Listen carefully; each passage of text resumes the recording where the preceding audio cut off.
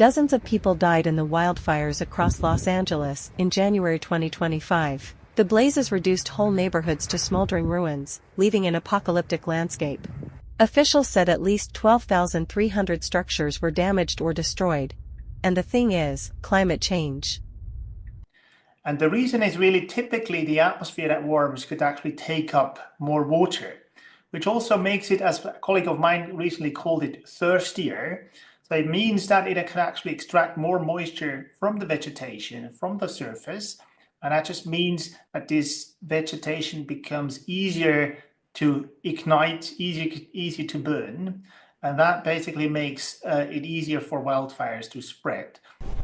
Climate change increases hot and dry conditions that help fires spread faster, burn longer, and rage more intensely. Hotter weather also saps moisture from vegetation.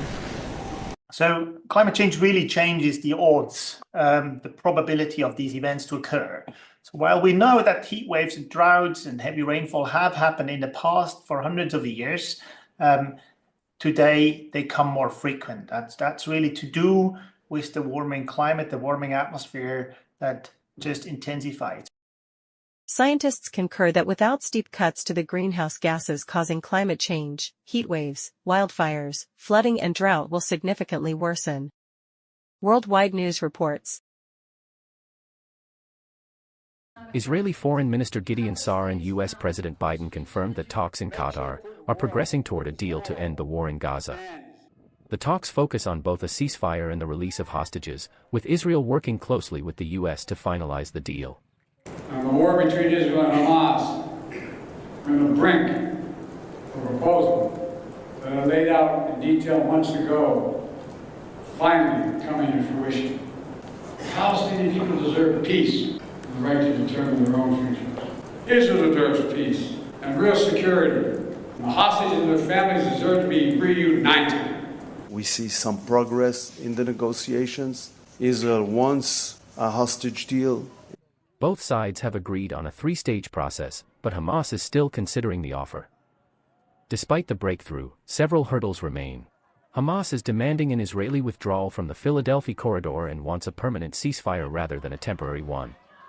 Another major issue is the buffer zone along Gaza's borders. Israel proposed a 2,000-meter zone, while Hamas wants it limited to 300 to 500 meters. In Israel, the news of the breakthrough was met with mixed reactions. Family members of hostages gathered in Tel Aviv, demanding immediate action for their loved ones' release. I'm hopeful that this time it's going to happen and we're going to see 98 people back home. Others, however, expressed concerns over the gradual hostage release tied to Israeli withdrawals, fearing that Hamas might not follow through with further releases after such concessions. This deal is a horrible deal. It means abandoning the hostages that are not released in this step. It means releasing thousands of terrorists that are only going to go back to their terrorist ways. Worldwide News Report.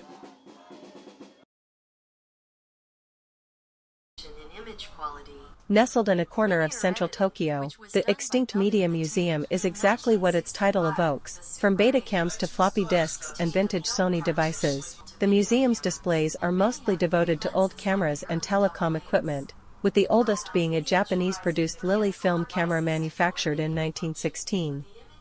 こういうのを知らない世代の人たち見ても面白いし、本当にこの世代生きてきた人たちが見ると、なんか自分の人生がこう、フラッシュバックするというか、なんか、あの時私こんな感じだったよね、こんな楽しいことやってたよねっていうのも、ここに来てなんか思い出させてもらえるみたいな面白い博物館だなっていうのを思いました。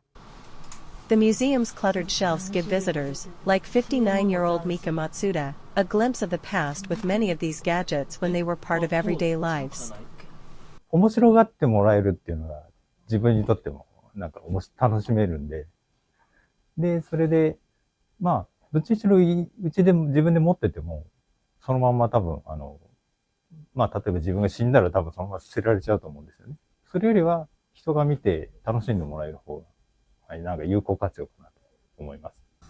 The museum regularly accepts donations from museum goers like Hisashi Ito, who brought in a small handheld watch and cassette tapes from his personal collection. Deputy Museum Curator Barbara Osaka said the museum was founded on the principle that eventually all media gadgets except for paper and stone will die out and become defunct. Worldwide News reports. During a visit to Israel, Danish Foreign Minister Laki Rasmussen addressed growing U.S. security concerns in the Arctic, specifically regarding Greenland. Rasmussen acknowledged that Denmark, in close collaboration with Greenland, is ready to discuss these issues with President-elect Donald Trump's incoming administration. This dialogue aims to ensure the protection of legitimate U.S. interests in the region. What we are doing right now is to getting into a more detailed dialogue with the incoming president. I think, and we agree, that the Americans have certain concerns about the security situation in the Arctic. We are ready to continue talks with the incoming president in order to ensure legitimate American interests. Greenland's Prime Minister, Knut Ejid, also weighed in, saying his country was open to strengthening defense and mining ties with the U.S. However, Greenland's autonomy in decision-making remains a priority. Ejid emphasized that any agreements with the U.S. should respect Greenland's sovereignty, and the island's political leaders will meet to form a collective approach to the issue. While the U.S. has shown interest in Greenland's strategic location and rich resources, Vice President-elect J.D. Vance reassured that cooperation, not military force, would be the focus of U.S. policy in the region. Worldwide News report.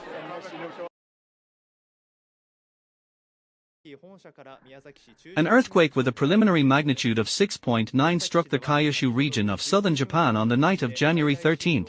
Buildings and houses were shaking strongly, seen from footage by local surveillance camera in Miyazaki City, with a population of roughly 400,000 people. Tsunami advisories for waves of a maximum height of 1 meter were issued for the southern prefectures of Miyazaki and Kochi. A 20-centimeter tsunami was later recorded reaching Miyazaki City.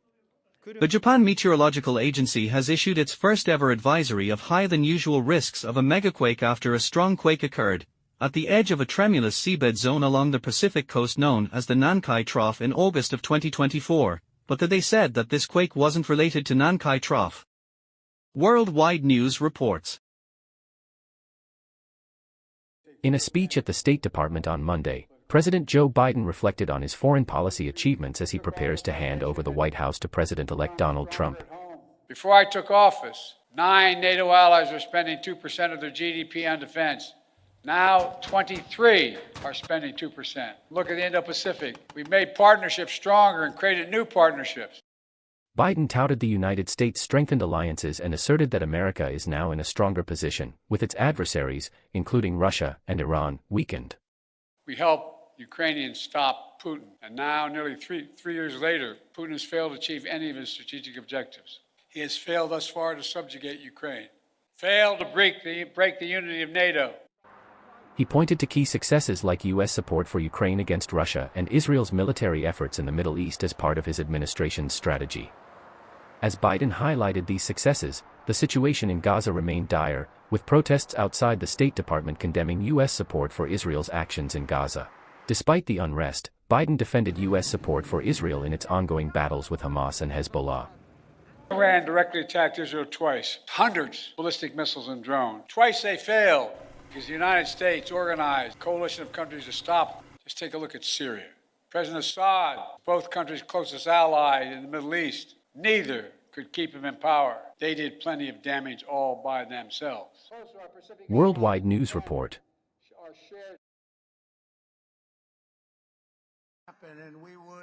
Iranian leaders face the risk that Trump could empower Israeli Prime Minister Benjamin Netanyahu to attack Iran's nuclear sites, while further tightening U.S. sanctions on its oil industry through his maximum pressure policy. To cope with this situation, 8,000 new drones were delivered to Iran's army on January 13th. با کسب اجازه از محضر مبارک فرماندهی معظم کل قوا دستور الحاق 1000 فروند پهباد راهبردی به سازمان رزم ارتش جمهوری اسلامی ایران ابلاغ می‌گردد. The drones were delivered to various locations throughout Iran and are said to have high stealth and anti-fortification abilities.